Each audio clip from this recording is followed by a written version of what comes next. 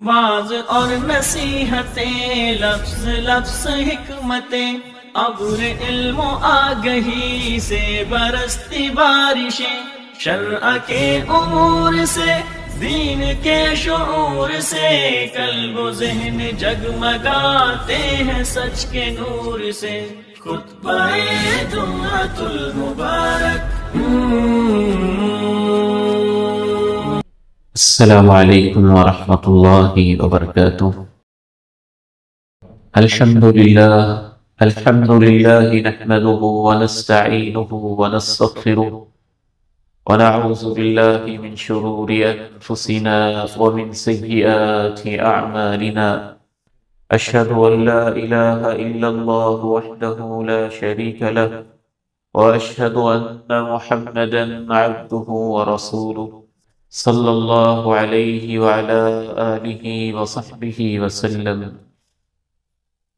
اللہم صل علی محمد وعلا آل محمد کما صلیت علی ابراہیم وعلا آل ابراہیم انک حمید مجید۔ اللہم بارک علی محمد وعلا آل محمد كما باركت على إبراهيم وعلى آل إبراهيم إنك حميد مجيد۔ رب اشرح لي صدري ويسر لي أمري واحلل عقدة من لساني يفقهوا قولي۔ رب اشرح لي صدري ويسر لي أمري واحلل عقدة من لساني يفقهوا قولي۔ اللهم انفعني بما علمتني وعلمني ما ينفعني وزدني علما۔ اللهم طهر قلبي من النفاق وعملي من الرياء ولساني من الكذب وعيني من الخيانة، فإنك تعلم خائنة الأعين وما تخفي الصدور۔ اللهم آت نفسي تقواها وزكها فأنت خير من زكاها، أنت وليها ومولاها، أما بعد، فإن خير الحديث كتاب الله، وخير الهدي هدي محمد صلى الله عليه وسلم، وشر الأمور محدثاتها، وكل محدثة بدعة، وكل بدعة ضلالة، وكل ضلالة في النار۔ أعوذ بالله السميع العليم من الشيطان الرجيم، من همزه ونفخه ونفثه، بسم الله الرحمن الرحيم۔ ولكل وجهة هو موليها فاستبقوا الخيرات، أينما تكونوا يأتي بكم الله جميعا، إن الله على كل شيء قدير۔ وقال عز من قائل سبحانه وتعالى: وسارعوا إلى مغفرة من ربكم وجنة عرضها السماوات والأرض أعدت للمتقين الذين ينفقون في السراء والضراء والكاظمين الغيظ والعافين عن الناس والله يحب المحسنين، والذين إذا فعلوا فاحشة أو ظلموا أنفسهم ذكروا الله فاستغفروا لذنوبهم ومن يغفر الذنوب إلا الله ولم يصروا على ما فعلوا وهم يعلمون۔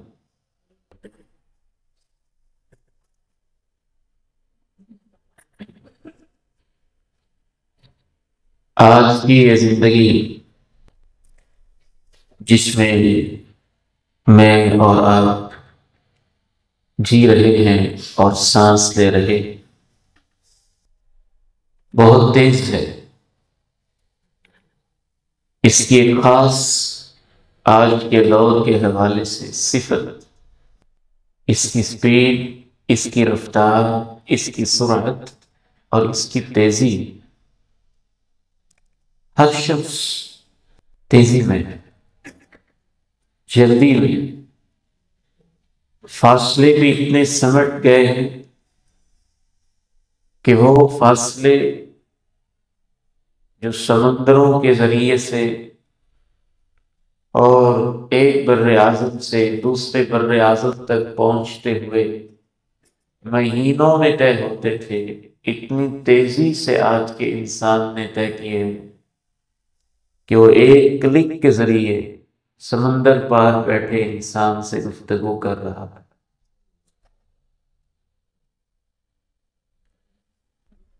لیکن بدقسمتی کی بات یہ ہے کہ آج کا انسان جس قدر تیز زندگی گزار رہا ہے، جس میں اس کو تیز ہونا چاہیے تھا، نیکیوں میں اسی قدر سستی کی زندگی گزار رہا ہے۔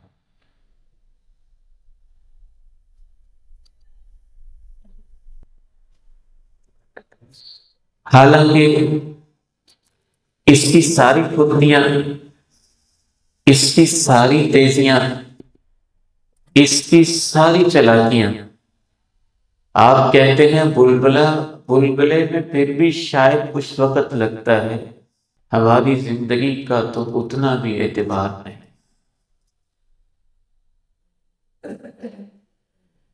اللہ تعالیٰ نے اہل ایمان سے کہا ہے کہ تیز ہو جاؤ، لیکن کن کاموں میں؟ وہ اللہ تعالیٰ نے بتایا۔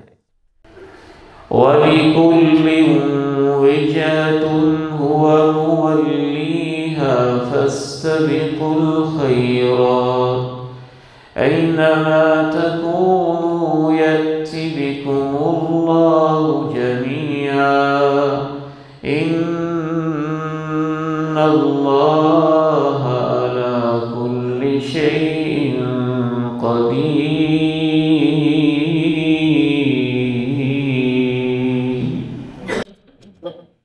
ہر ایک اپنے رخ پہ جا رہا ہے، اور آج کے دور میں تو تیزی سے جا رہا ہے۔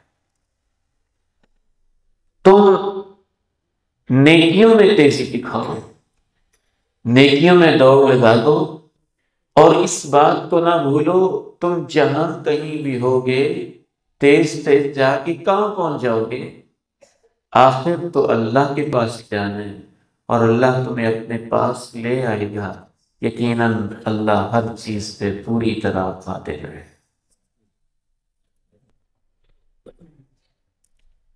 مال حاصل کرنے میں تیزی بری بات نہیں ہے، اولاد کی ترقی میں تیزی،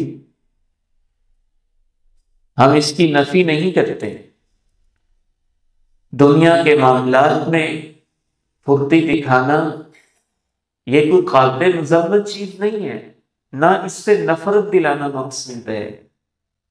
ہاں، اگر یہ تیزیاں آخرت کو بھول کے ہو رہی ہیں تو اس سے بڑی تو پھر بے وقوفی ہی کوئی نہیں۔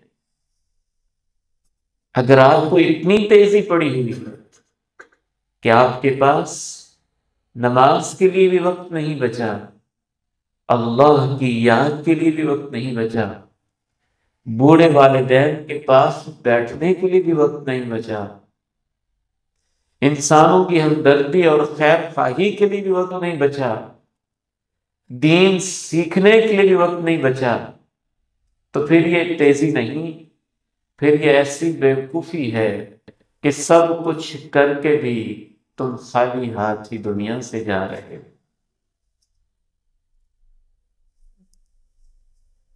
اس سے بہت تیزی تھی ایک فنکشن کی، اور وہ اتنی تیزی میں تھے کہ فنکشن کا سامان بھی بھول گئے، نماز بھی بھول گئے، رب کو بھی بھول گئے۔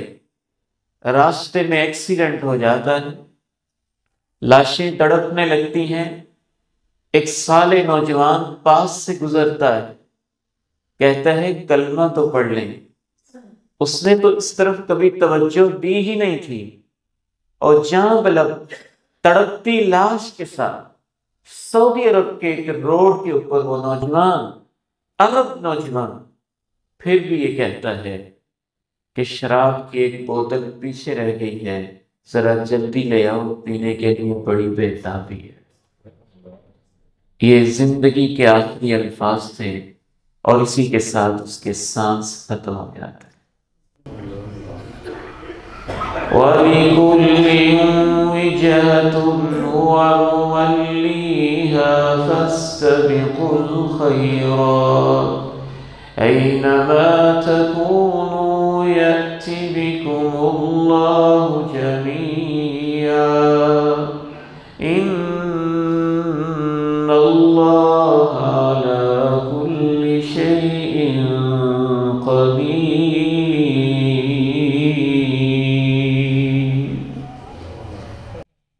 اللہ تعالیٰ نے تیزی سے نہیں روکا، لیکن تیزی کا راستہ بتایا۔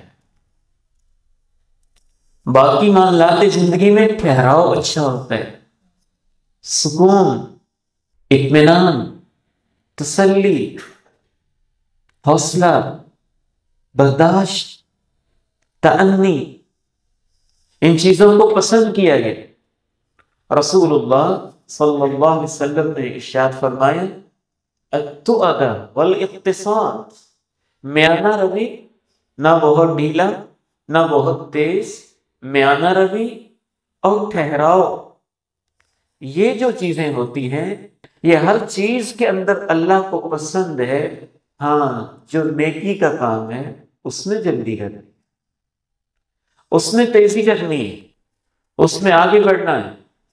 اور خصوصاً 5 اللہ تعالیٰ نے نیکی کے کام بتائے، اور ان کے اندر تو اللہ نے کہا اتنی تیزی کرو، اتنی تیزی کرو کہ تمہاری کوشش ہو کہ پہلا نمبر تمہارا ہے۔ وَسَارِعُوا إِلَى مَغْفِرَةٍ مِّن رَّبِّكُمْ وَجَنَّةٍ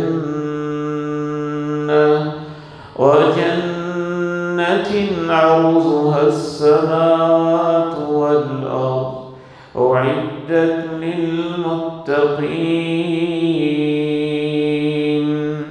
الَّذِينَ يُنفِقُونَ فِي السَّرَّاءِ وَالضَّرَّاءِ وَالْكَاظِمِينَ الْغَيْظَ وَالْعَافِينَ عَنِ النَّاسِ وَاللَّهُ يُحِبُّ الْمُحْسِنِينَ وَالَّذِينَ إِذَا فَعَلُوا فَاحِشَةً أَوْ ظَلَمُوا أَنفُسَهُمْ ذَكَرُوا اللَّهَ فَاسْتَغْفَرُوا لِذُنُوبِهِمْ وَمَن يَغْفِرُ الذُّنُوبَ إِلَّا اللَّهُ وَلَمْ يُصِرُّوا عَلَى مَا فَعَلُوا وَهُمْ يَعْلَمُونَ۔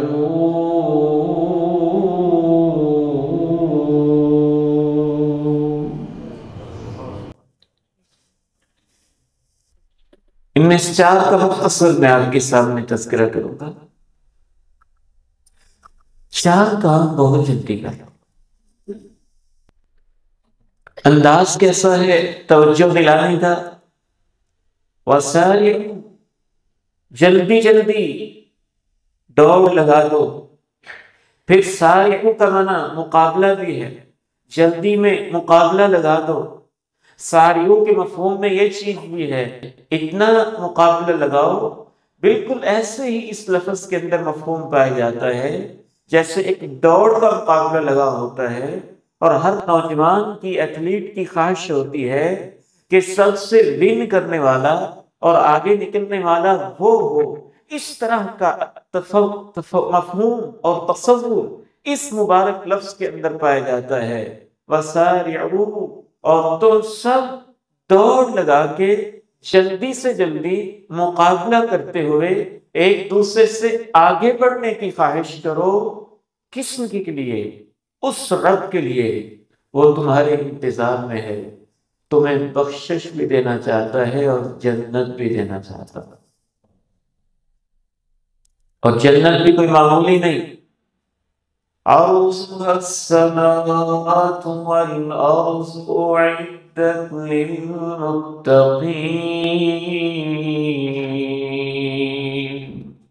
اس جنت کی چوڑائی میں تمہارے سارے آسمان بھی آ جائیں گے اور تمہاری ساری زمینیں بھی آ جائیں گی۔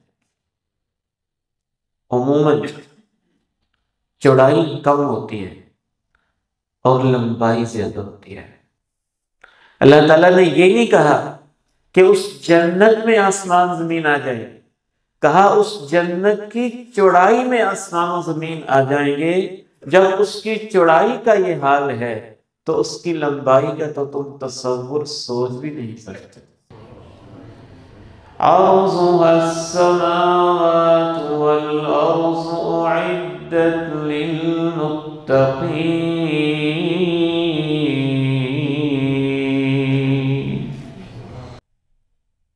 اور وہ ایسی نہیں ہے کہ ابھی میں نے اس کو بنانا ہے۔ اللہ تعالیٰ نے کہا وہ تو تیار ہے، وہ بالکل تیار ہے۔ اور تیار کتنی محبت کے ساتھ ہے۔ جنت کے اندر ایک وہ مقام بھی ہے جس کے بارے میں امام کائنات علیہ السلام نے اپنے رب سے روایت بیان کرتے ہوئے کہا، رب کریم نے کہا، اور حدیث سے معلوم ہوتا ہے کہ وہ چیزیں جو اللہ نے اپنے ہاتھ سے تیار کی ہیں ان میں سے ایک تو جناب آدم علیہ السلام کا خاکی وجود تھا جس کو اللہ نے اپنے ہاتھ سے تیار کیا، اور آدم کی نسل میں سے وہ بندے جو تقوی کے اوپر زندگی گزارتے ہوئے اپنے رب کو راضی کر کے چلے گئے، اللہ نے ان کے لیے میزبانی کا انتظام اس جنت میں اپنے ہاتھوں سے کیا۔ اور کیسا کیا ہے؟ ما لا عین رأت ولا اذن سمعت ولا خطر على قلب بشر، جو کسی آنکھ نے ابھی دیکھا نہیں، جو کسی کان نے سنا نہیں، جو کسی دل میں ابھی سوچ نہیں آئی، کیونکہ انسان سنتا ہے ماحول کے مطابق، دیکھتا ہے ماحول کے مطابق، جو کہ اس نے سنا ہوتا ہے، جو دیکھا ہوتا ہے اس کے مطابق سوچتا ہے۔ آپ جتنا بھی سوچ لیں گے نا، آپ کی سوچ کی آخری پرواز بہرحال آپ کے مشاہدے کے مطابق ہوگی۔ جس حد تک آپ نے سنا، جس حد تک دیکھا، اسی لیول کے مطابق آپ سوچ سکیں گے۔ آج سے 1 صدی پہلے کا انسان ہواؤں میں فلائی کرنے کا سوچتا نہیں تھا۔ آج سے 2 صدی کا پہلے انسان یہ نہیں سوچتا تھا کہ میں یہاں بیٹھ کے فلاں بر اعظم میں ہزاروں میل کے فاصلے پہ ایک بندے سے بات کر لوں۔ آج انسان کے پاس یہ ایجادات آئیں، وہ اس طرح کی سوچنے لگا، چونکہ ہم دنیا کی قید کے اندر محدود ہیں۔ جتنی بھی ترقی کر لیں ہم دنیا کی ترقی کے مطابق ہی سوچ سکتے ہیں۔ اللہ نے کہا میں نے اپنے بندوں کے لیے اپنے ہاتھوں کے ساتھ جنت میں وہ نعمتیں، وہ میزبانیاں، وہ محبتیں تیار کی ہیں جو نہ سنی گئی ہیں، نہ دیکھی گئی ہیں، اور نہ ہی انسان ان کے بارے میں سوچ بھی سکتا۔ کیا ہوگا ہم تصور ہی نہیں کر سکتے۔ اللہ کے نبی علیہ السلام نے ہلکا سا ہمیں ایک مشاہدہ اس کروایا ہے کہ یہاں تو پھر بھی ہم کوئی چیز ڈائل کرتے ہیں، پھر جا کے اس بندے سے بات کرتے ہیں، اس کی تصویر سامنے آتی ہے، لیکن اللہ کا قرآن کہتا ہے وہ جنت جس کی چوڑائی زمین و آسمان کے برابر ہے، اس میں ہر جنتی جب جہاں جیسے چاہے گا وہ دوسرا جنتی اس کے سامنے متکئین علیہا متقابلین، تکیے لگائے ہوں گے اور آمنے سامنے ہوں گے۔ صدیوں پہلے بچھڑا ہوا باپ، صدیوں پہلے بچھڑی ہوئی نانی، دادی، پردادی، عرصہ بیت گیا۔ یہ نہیں ہے کہ وہ جنت زمین و آسمان کی چوڑائی کے برابر ہے تو اس کی ملاقات کے لیے پتہ نہیں کیا کرنا پڑے گا۔ نہیں، جنت کے درخت بھی وہ ہیں جو ہم نے بھی سوچے ہوئے ہیں۔ آپ علیہ السلام کی حدیث سے پتہ چلتا ہے کہ جنت میں درخت ہیں، 100 سال تک انسان چلتا رہے اس کا سایہ ختم نہیں ہوگا، لیکن لکڑی کا نام و نشان نہیں۔ پتہ نہیں وہ درخت کس چیز کے، ہم تو تصور نہیں کر سکتے. ہم نے محلات اپنے حساب سے دیکھے ہوئے ہیں، ہم وہ نہیں سوچ سکتے جو اللہ نے وہاں بنایا ہوا ہے. رسول اللہ صلی اللہ علیہ وسلم نے ارشاد فرمایا ان فی الجنہ لخیمۃ من لؤلؤ، جنت میں اللہ نے ایک کیمپ بنایا ہے، یعنی پوری جنت نہیں، اس جنتی کا جو ایک پورشن ہے، جو ایک پکنک پوائنٹ ہے، جو ایک سیر کی جگہ ہے، وہ اللہ نے ایک ایسے موتی کی بنائی ہوئی ہے جس کو اللہ نے اندر سے 60 میل تک اونچا رکھا ہو، اور وہ اس کا ایک پورشن ایک موتی کا بنا. وہ جنت جس میں غمی نہیں ہے، پریشانی نہیں ہے، بیماری نہیں ہے، موت نہیں ہے، جدائی نہیں ہے، شوق نہیں ہے، پریشانی کی بات نہیں ہے، فضول بات ہی نہیں ہے، بیہودہ گفتگو نہیں ہے، کینہ نہیں ہے، حسد نہیں ہے، بغض نہیں ہے، محبت ہی محبت ہے، اور کوئی برا ہمسایہ نہیں ہے. وہ جنت کہ ایسے اللہ رب العزت نے ایسا مقام دینا ہے، کیا کہنے ہوں گے اس کے کہ اونچی اٹھا کے نظر دیکھے گا تو اس کی چھت پہ اللہ رب العزت کی طرف سے اس کو رحمان کا عرش نظر آتا. وَجَنَّةٍ عَرْضُهَا السَّمَاوَاتُ وَالْأَرْضُ أُعِدَّتْ لِلْمُتَّقِينَ.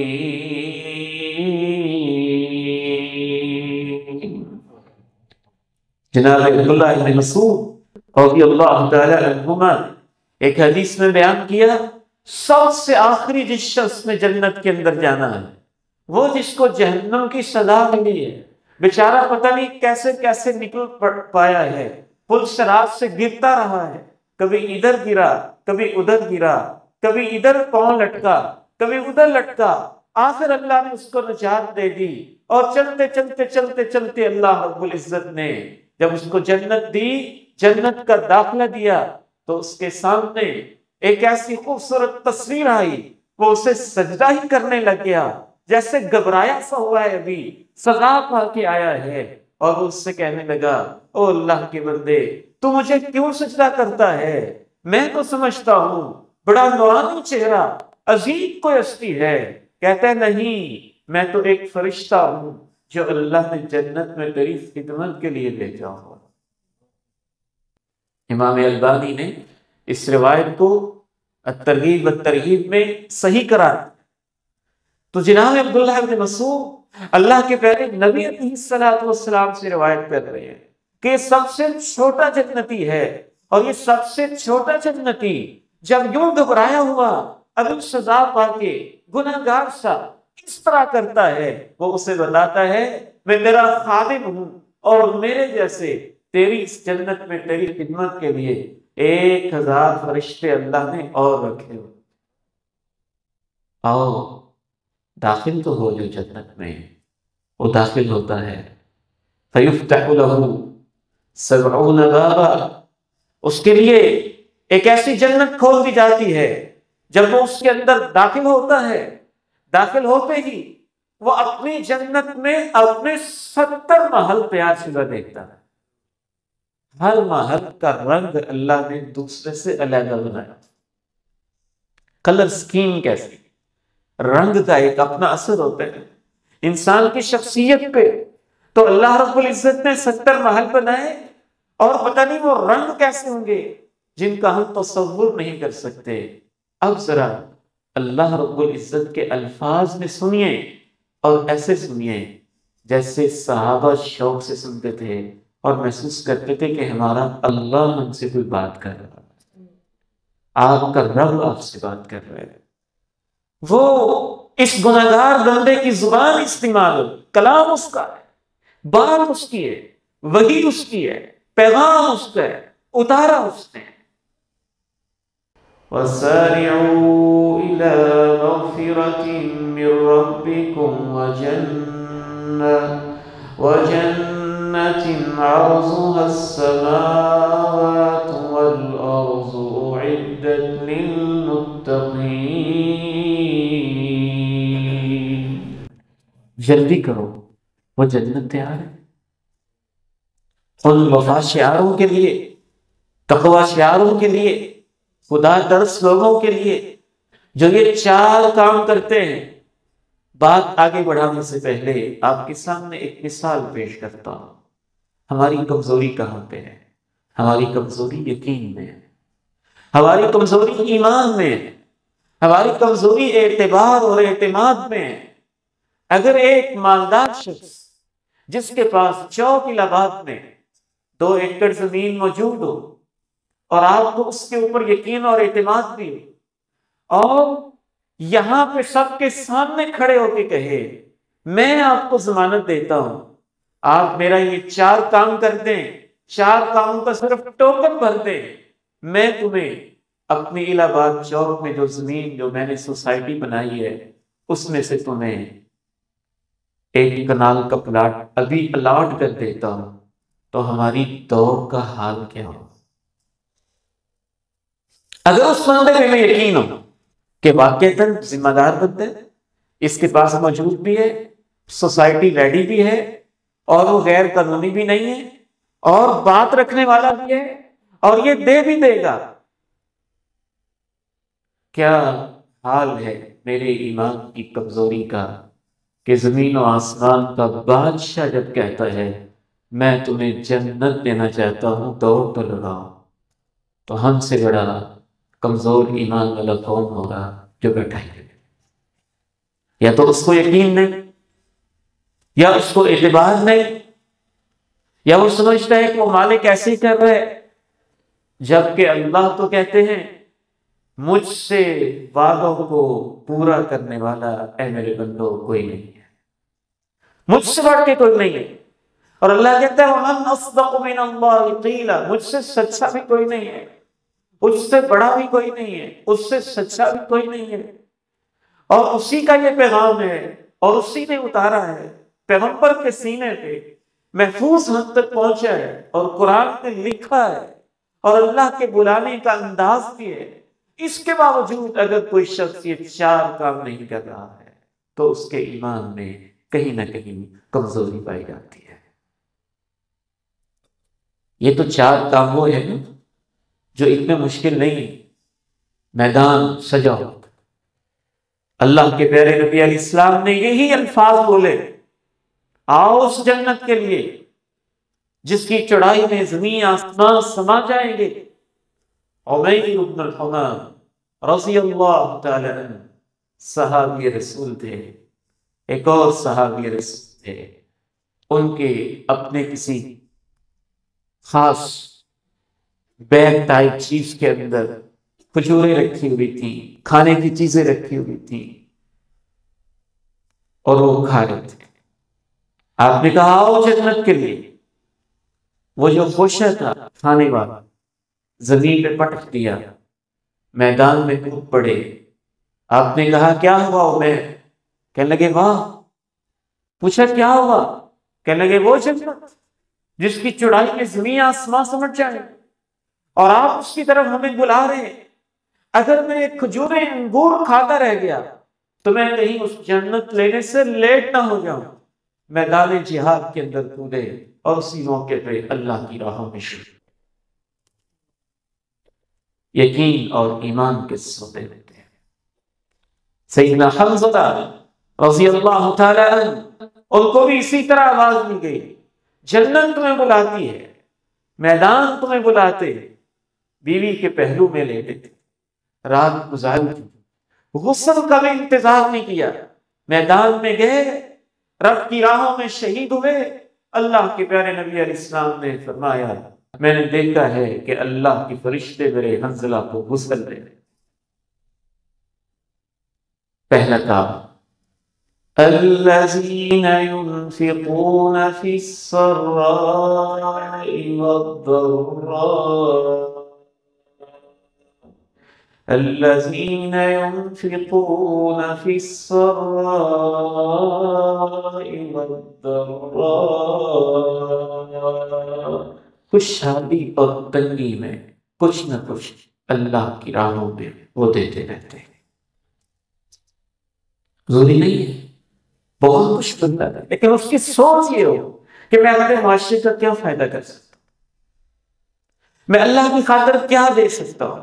سوچ یہ، حتیٰ کہ اس سوچ کے تحت اگر وہ نہ بھی دے سکے لیکن وہ یہ سوچ رکھتا ہو کہ اللہ میرے پاس اتنا ہے نہیں کہ میں اتنا زیادہ تیری راہوں میں دوں، کاش کہ میرے پاس بھی اتنا ہوتا، فلاں نے یہ کر دیا، فلاں نے یہ کر دیا، فلاں نے یہ کر دیا، کاش میرے پاس بھی اتنا ہوتا، میں تیری راہوں میں اتنا لگاتا. اٹھائیے جامع ترمذی، اللہ کے پیارے نبی علیہ السلام گارنٹی دیتے ہیں اللہ اس کی اس خواہش اور نیک ارادے کو دیکھ کر ہی ایسے ثواب دے دے گا کہ اس نے میرے راہ میں دے دی. وہ عظیم ہستی ہے، بہت بڑی ہستی ہے، بہت بڑا بادشاہ. وَالْكَاظِمِينَ الْغَيْظَ وَالْعَافِينَ عَنِ النَّاسِ وَالْكَاظِمِينَ الْغَيْظَ وَالْعَافِينَ عَنِ النَّاسِ. دوسرا کام وہ یہ کرتے ہیں کہ غصے کو بھی جاتے ہیں. غصہ، امام غزالی رحمہ اللہ نے لکھا کہ شیطان نے کہا جب انسان غصے میں ہوتا ہے تو میرے کنٹرول میں ایسے آ جاتا ہے جیسے چھوٹے بچے کے ہاتھ میں گیند یا بال ہوتی ہے، چاہے تو ادھر پھینکے چاہے تو ادھر پھینکے، چاہے تو اوپر کرے چاہے تو نیچے کرے، چاہے تو کک لگائے چاہے تو جیسے چاہے. گویا جیسے چاہوں میں اس کے ساتھ کھیلتا ہوں، جو چاہوں میں اس کے ساتھ کر دیتا ہوں. اور آپ حیران ہوں گے یہ جان کر کہ جدید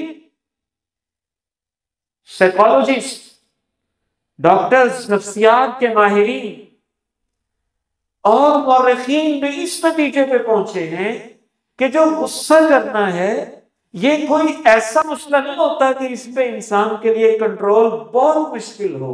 زیادہ سے زیادہ 3 سے 5 منٹ کی گیم ہوتی ہے. بس جب آپ کو غصہ آ رہا ہے وہ ابتدا کے 3 اور 5 منٹ وہ آپ نے اپنے اوپر کنٹرول کرنے، اپنے اوپر ضبط کرنا ہے. اور طریقہ امام کائنات علیہ السلام نے بتا دیا کہ آپ بول رہے ہیں خاموش ہو جائیں. خاموش نہیں ہوں گے، ایسا بولیں گے کہ پوری زندگی کبھی وہ زخم بھاری نہیں سکے. لاکھوں خرچ ہوئے، ہزاروں پاپڑ پیلے، اور 2 منٹ کا غصہ آیا بس صرف اس بات پہ کہ ہنڈیا میں آج نمک تیز ہے یا مرچ تیز ہے، اور کھانا لیٹ ہو گیا، یا اس بات پہ کہ کپڑے استری نہیں ہیں، یا اس بات پہ کہ فلاں کام میری مرضی کے مطابق نہیں ہوا ہے. بس وہ 2-3 منٹ شیطان نے غصہ دلایا اور طلاق طلاق طلاق کہہ کے اپنے گھر کو اجاڑا اور برباد کر دیا. وہ دوڑی آئی اور اپنے ابو سے کہتی ہے ابو جی مجھے اس گھر میں کوئی سکھ نہیں جہاں آپ نے بھیجا ہے، جب سے گئی ہوں ہر وقت تکلیف ہی تکلیف ملتی ہے. اور ابو جی غصے میں آئے اور پسٹل اٹھایا اور اپنی بیٹی کے ساتھ گئے، بھاگے اور اپنے داماد کو دکان سے پکڑ کے گلے سے کھینچا، روڈ کے اوپر کھینچ کے شوٹ کیا، مار ڈالا. خود جیل میں پہنچ گیا، داماد قبر میں پہنچ گیا، بیٹی بیوہ ہو گئی اور نواسے گلیوں میں روتے رہے. یہی غصے کا انجام. یہ اللہ کا کلام ہے. اللہ تعالیٰ یہاں کوئی اور بڑی بات بھی تو کہہ سکتے تھے.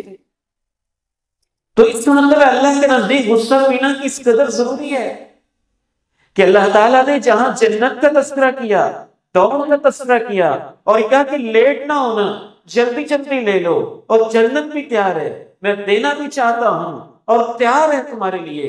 تو پہلی بات کہی میری راہوں میں کچھ نہ کچھ دینے والے بن جاؤ، اور دوسری بات کہی غصے کو پینے والے بن جاؤ. سب سے زیادہ نقصان آپ اپنی ذات پہ کرتے ہیں غصہ کرنے کے بعد۔ امام غزالی رحمہ اللہ نے تو ایک جگہ عجیب بات لکھی، کہنے لگے کہ جب انسان غصہ کرتا ہے اس کے منہ سے جھاگ نکلتی ہے، چہرہ لال پیلا ہوتا ہے، آنکھوں کے ڈورے سرخ ہوتے ہیں، اور عجیب و غریب اس کی کیفیت ہوتی ہے۔ اگر غصے کے اندر انسان کو اس کا اپنا چہرہ دکھا دیا جائے، دیکھو تو صحیح، تو اپنے آپ کو شیطان سمجھ کے ہنسنے لگے کہ یہ میں ہوں، میری شکل کیا بنی ہوئی ہے، میری کیفیت کیا بنی ہوئی ہے۔ سب سے پہلا نقصان تو آپ اپنا ہی کرتے ہیں۔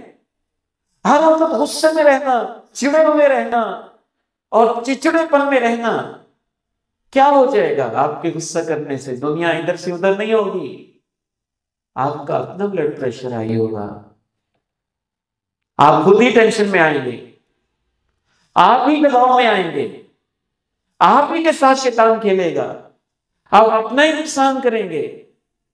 اس لیے رسول اللہ صلی اللہ علیہ وسلم نے جب ایک شخص کو غصے میں دیکھا، کہا مجھے پتا ہے اگر یہ ایک لفظ پڑھ لے اس کا غصہ جاتا رہے گا، اعوذ باللہ من الشیطان الرجیم۔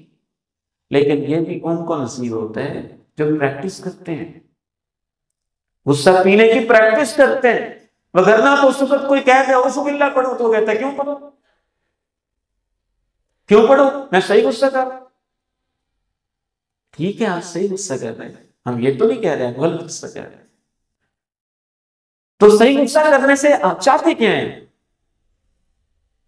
غصے میں فیصلہ تو صحیح نہیں ہوگا، غصہ آپ کا ٹھیک ہوگا، لیکن غصے کے اندر جو آپ باتیں کر رہے ہیں وہ تو ٹھیک نہیں ہوگا، غصے کے اندر جو آپ فیصلے سنا رہے ہیں وہ تو ٹھیک نہیں ہوں گے، غصے کے اندر جو آپ بم پھینک رہے ہیں الفاظ کے، یہ تو کبھی درست نہیں ہوں گے۔ آپ ہوش و حواس میں تو بات نہیں کر رہے ہیں، غصہ آپ کا بچاؤ ہوگا۔ تو اس لیے اس کو پینا، ٹھہراؤ میں لے کے آنا اتنا بڑا کام ہے کہ اللہ نے جنت میں جانے کے لیے جب 4 بنیادی کام بتائے اس سائے مبارکہ میں، تو اس نے دوسرا کام یہ بتایا کہ وہ غصے کو بھی جانتے ہیں۔ سلف صالحین کہا کرتے تھے کہ غصہ پینا جو ہے نا یہ جنت کی حوروں کا حق ہے، یہ جنت کی حوروں کا حق ہے۔ ظاہر جنت کی حوروں کو وسیلے لوگ تو نہیں سے جو ہر وقت لگتے ہیں۔ وَسَارِعُوا إِلَى مَغْفِرَةٍ مِّن رَّبِّكُمْ وَجَنَّةٍ عَرْضُهَا السَّمَاوَاتُ وَالْأَرْضُ أُعِدَّتْ لِلْمُتَّقِينَ الَّذِينَ يُنْفِقُونَ فِي السَّرَّاءِ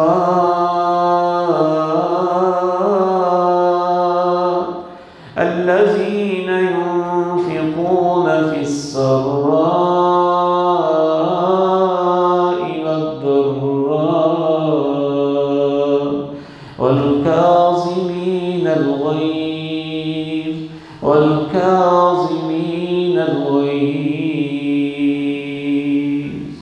دوڑ لگاؤ جنت کے لیے جس کی چوڑائی میں زمین و آسمان سے بڑھ جائیں، جو متقین کے لیے تیار ہے، وہ متقین جو تنگ دستی میں خوشحالی میں دونوں حالتوں میں خرچ کرتے رہتے ہیں، غصے کو پی جاتے ہیں۔ ایک صحابی نے کہا اے اللہ کے پیارے نبی اسلام مجھے کوئی خاص نصیحت کر دیجیے۔ فرمایا لا تغضب، غصہ نہ کیا کر، غصہ نہ کیا کر۔ اس نے کہا اس کے علاوہ؟ فرمایا غصہ نہ کیا کر۔ اس نے کہا اس کے علاوہ؟ فرمایا غصہ نہ کیا کر۔ وہ صحابی کہتے ہیں میں سوچ میں پڑ گیا کہ اللہ کے پیارے نبی اسلام بار بار ایک ہی بات کہہ رہے، وجہ کیا ہے؟ میں سوچتا گیا، صحابی رسول کہتے ہیں میں اس نتیجے پہ پہنچا فَإِذَا الْغَضَبُ يَجْمَعُ الشَّرَّ كُلَّهُ کہ دنیا کی ساری برائیاں ہی غصے کی وجہ سے، قتل غصے میں ہوتے ہیں، 5 5 4 4 10 10 نسلوں کا قتل، بچوں کا قتل، اور پتہ نہیں کیا کچھ ہو جاتا ہے۔ ایک اور مقام پہ آپ اسلام نے فرمایا لا تغضب وَلَكَ الْجَنَّةُ، تم مجھے یہ ضمانت دے دو، غصہ نہیں کرو گے، میں تمہیں ضمانت دیتا ہوں اللہ تمہیں جنت دے دے۔ حوصلے والا انسان، بردبار انسان، تحمل والا انسان، برداشت والا انسان۔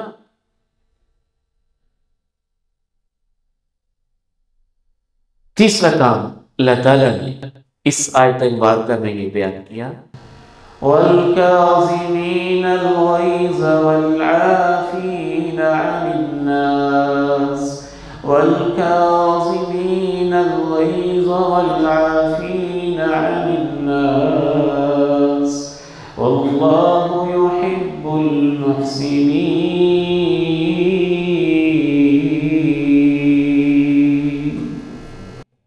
غصے کو پی جاتے ہیں اور تیسرا کام یہ کرتے ہیں کہ میرے بندوں کو معاف کر دیتے ہیں۔ ٹھیک ہے میں نہیں غصہ کرتا، لیکن معاف بھی نہیں کرتا، یہ تو کوئی بات نہیں۔ اگر آپ غصہ نہیں کرتے ہیں تو اس کی علامت کیا ہوگی کہ آپ معاف کر دیتے ہیں۔ اس لیے تیسرا کام اللہ تعالیٰ نے یہ بتایا ہے وَالْعَافِينَ عَنِ النَّاسِ، وہ لوگوں کو معاف کر دیتے، معاف کر دیتے۔ جب بھی آپ معاف کرنے کے لیے تیار نہیں ہوں گے، اس کا یقینی مطلب یہ ہوگا کہ آپ اللہ سے اپنے لیے معافی نہیں چاہتے۔ یہ میرے الفاظ ذہن میں رکھیں، جب بھی آپ معاف کرنے کے لیے تیار نہیں ہوں گے تو اس کا مطلب یہ ہوگا کہ آپ یہ نہیں چاہتے کہ اللہ آپ کو معاف کرے۔ اللہ تعالیٰ نے معافی پر توجہ دلائی ہی اس طرح، وَلْيَعْفُوا وَلْيَصْفَحُوا أَلَا تُحِبُّونَ أَن يَغْفِرَ اللَّهُ لَكُمْ وَلْيَعْفُوا وَلْيَصْفَحُوا أَلَا تُحِبُّونَ أَن يَغْفِرَ اللَّهُ لَكُمْ۔ انہیں چاہیے کہ معاف کرتے ہیں، انہیں چاہیے کہ درگزر کرتے ہیں۔ کیا تم نہیں چاہتے ہو کہ اللہ تمہیں معاف کرتے؟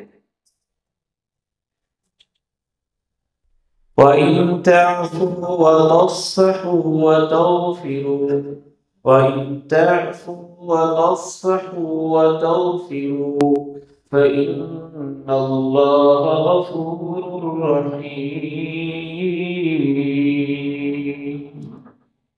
اگر تم معاف کر دو، اگر تم بخش دو، اگر تم درگزر کر دو تو پھر یاد رکھو، یقین رکھو کہ اللہ بھی بہت معاف کرنے والا رحم کرے۔ اگر اس لیے ہوتا ہے، شرط کے لیے ہوتا ہے۔ اس کو عربی میں کہتے ہیں حرف شرط ہے، کہ شرط لگائی اللہ تعالیٰ، وَإِن تَعْفُوا وَتَصْفَحُوا وَتَغْفِرُوا فَإِنَّ اللَّهَ غَفُورٌ رَحِيمٌ۔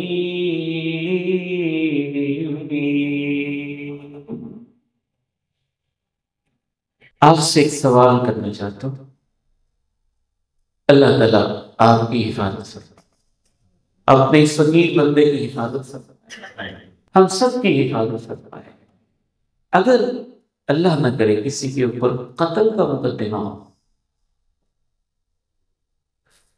اور وہ جیل کی کوٹڑی کے اندر بند ہو اور اس کو پتہ ہو کہ سزائے موت کا فیصلہ ہوگا، اور اس کو پتہ ہو کہ سزا بھی بڑی سخت ملے گی،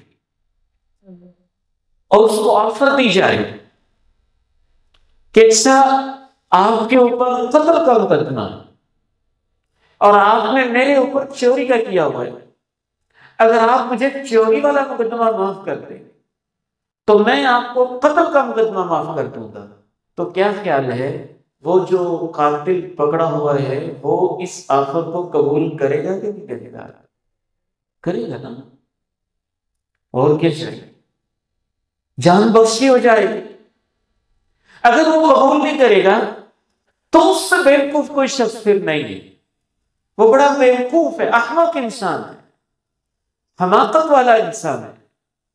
میں سمجھتا ہوں کہ ہم اس مجرم سے بھی زیادہ بیوقوف ہیں کہ اللہ ہمیں اس سے بڑی آفت دیتا ہے کہ میرے اور آپ کے اوپر تو جو مقدمے ہیں یہ قبر کی جیلوں میں پتہ نہیں کس کس طرح کی ہمیں سزائیں دلوانے والے ہیں، اور پل صراط سے کیسے گزرنا ہے، اور اپنے اپنے رب کی پتہ نہیں کیا کیا ہم نے نافرمانیاں کی ہیں۔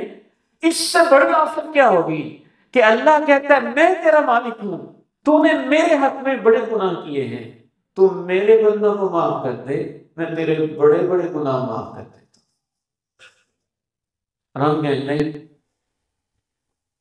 میں نے تو نہیں معاف کر دیا، تو اس کا مطلب کیا ہوگا کہ ہم اللہ کی آفر قبول نہیں کر رہے، اللہ تعالیٰ کی پیشکش کو ہم ٹھکرا رہے ہیں۔ ہمارے اندر کوئی ایسا غصہ ہے، یہ ایسا حسد ہے، یہ ایسی آگ ہے، یہ ایسی حماقت ہے، یہ ایسی بیوقوفی ہے، یہاں ہم اللہ کی آفر کو کوئی اہمیت ہی نہیں دے رہے۔ وَالْكَاظِمِينَ الْغَيْظَ وَالْعَافِينَ عَنِ النَّاسِ وَاللَّهُ يُحِبُّ الْمُحْسِنِينَ وَاللَّهُ يُحِبُّ الْمُحْسِنِينَ۔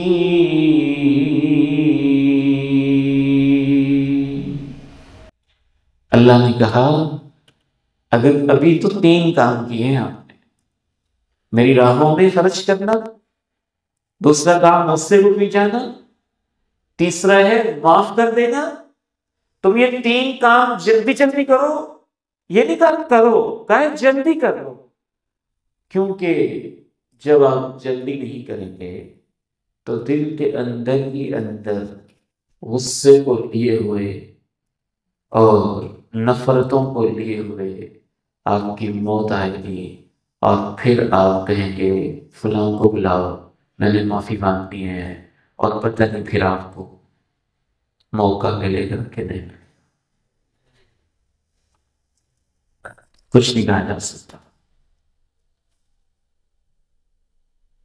ابھی تو 3 کام آپ نے کیے ہیں، اور اللہ کہتے ہیں نہ صرف یہ کہ میں تمہیں معافی دوں گا، واللہ یحب المحسنین، ایسے نیک لوگوں سے تو اللہ کہتے ہیں مجھے محبت ہی ہو جاتی ہے، میں تم سے محبت کروں۔ اے اللہ تیری ہستی بھی کتنی عظیم ہے، تو کیسا رب ہے، تو کیسا قریب ہے، تو اپنے بندوں کے لیے انصفاف کو کس قدر پسند کرتا ہے۔ چوتھا اور آخری کام عرض کر کے اس کے بعد تو جنت اللہ نے پھر یقینی کر دی نا، یہاں پہ کہا محبت کروں گا، اور چوتھا کام بھی کرنے تو اگلی آیت میں کہا کہ پھر تو میں سب کچھ معاف کر کے تمہیں باغوں والی اور نہروں والی جنت کا مالک بھی بنا۔ چوتھا کام وَالَّذِينَ إِذَا فَعَلُوا فَاحِشَةً أَوْ ظَلَمُوا أَنفُسَهُمْ ذَكَرُوا اللَّهَ فَاسْتَغْفَرُوا لِذُنُوبِهِمْ وَمَن يَغْفِرُ الذُّنُوبَ إِلَّا اللَّهُ وَلَمْ يُصِرُّوا عَلَى مَا فَعَلُوا وَهُمْ يَعْلَمُونَ۔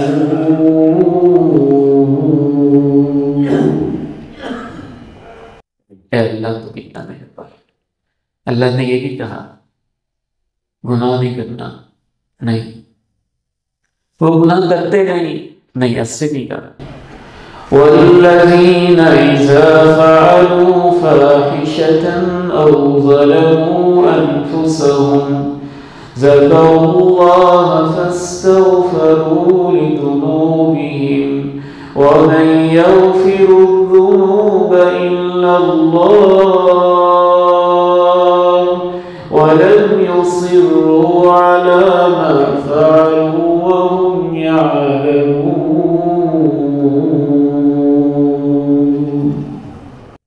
چوتھا کام، جب بھی ان سے بے حیائی کی کوئی حرکت ہو جائے یا ہو اس کے علاوہ اپنی جانوں پہ کوئی اور ظلم کر بیٹھے، یعنی کوئی بھی گناہ کر بیٹھے، ذکر اللہ، فوراً ان کو اللہ یاد آ جائے اور وہ معافی مانگنے لگ جائیں اور پھر اس گناہ کے اوپر اڑے نہ رہیں۔ کیا انداز ہے اللہ کی بات کرنے کا، ایک لفظ اور اس میں ہم اس انداز میں نہیں سمجھا سکتے اور وہ لفظ نہیں بول سکتے جو اللہ نے اپنے کلام میں بولے۔ کیسی اس کی مہربانی ہے، یہ نہیں کہا وہ گناہ کرتے ہی نہیں، وہ میرے بندے ہیں، ان سے خطائیں ہو جاتی ہیں، لیکن جب بھی ان سے بے حیائی کی کوئی حرکت ہو جائے، فحش ویب سائٹ کھل جائے، فحش فلم دیکھ بیٹھے، فحش گانا سن بیٹھے، فحش کلپ دیکھ بیٹھے، یوٹیوب کا چینل پہ دیکھ بیٹھے، گندی تصویر دیکھ بیٹھے، بے حیائی کی کوئی بری حرکت کر بیٹھے، کوئی بدکاری کر بیٹھے، غلط کام کر بیٹھے، گناہ کر بیٹھے، یا اپنے اوپر کوئی اور ظلم کی بات کر بیٹھے، اس کے علاوہ کوئی گناہ کر بیٹھے، تو پہلا پھر ان کا یہ ہوتا ہے کہ وہ بھولے بھی رہتے ہیں، ان کو فوراً رب کی یاد آ جاتی ہے، اللہ یہ کیوں ہو گیا، اللہ جی یہ کیا ہو گیا۔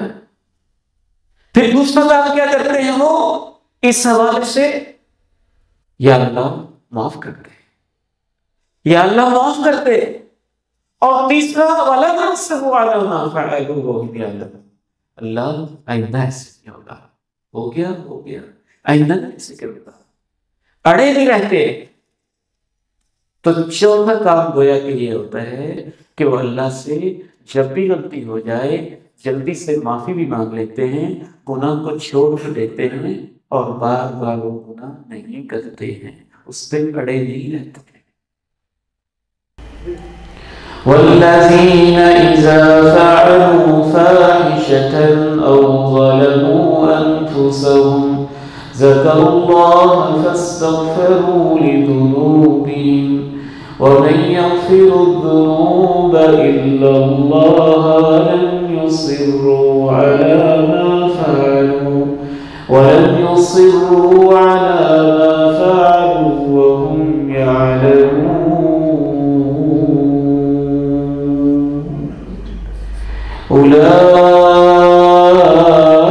أُولَئِكَ جَزَاؤُهُم مَّغْفِرَةٌ، یہی وہ لوگ ہیں ان کو صلہ ملے گا، میں ان کے ہر طرح کے گناہ معاف بھی کر دوں گا اور ایسی جنتیں بھی دوں گا کہ ان کے نیچے نہریں بہیں۔ اللہ تعالیٰ سے دعا کہ مجھے اور آپ کو اپنی زندگی میں یہ چاروں کام کرتے رہنے کی توفیق نصیب فرمائے، رب کی راہوں میں خرچ کرنا، غصے کو پی جانا، تیسرا کام معاف کرنا، اور چوتھا کام استغفار اور توبہ، جب بھی غلطی ہو جائے معافی مانگ لینا۔ اللہ توفیق عطا فرمائے۔ وآخر دعوانا